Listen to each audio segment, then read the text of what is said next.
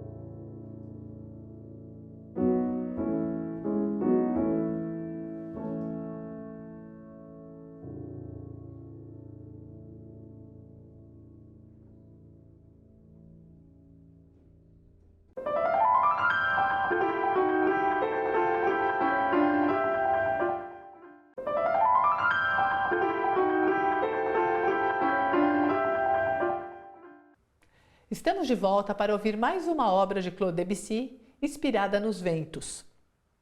O prelúdio se chama C'est quoi vu le vent d'ouest, que quer dizer o que o vento do oeste viu.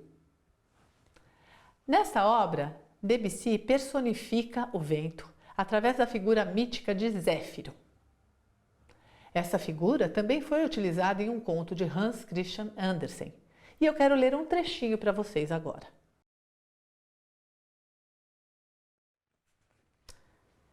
Eu venho da floresta. Eu vi o búfalo selvagem nadando no rio, mas a correnteza o levou embora. Ele boiou com o pato selvagem, que por sua vez voou. Mas o búfalo foi levado embora pela água. Eu gostei disso e soprei uma tempestade para que também as árvores da primavera navegassem, e elas giraram como pedacinhos de madeira. Vamos ouvir agora a interpretação desse prelúdio pela pianista Ana Silvia Guarilha.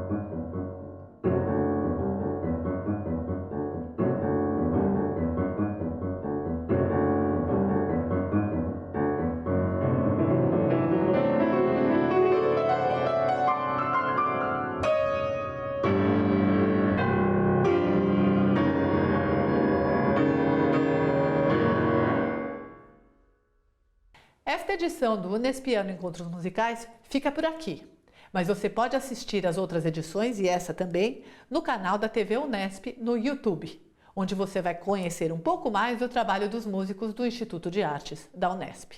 Muito obrigada e até breve!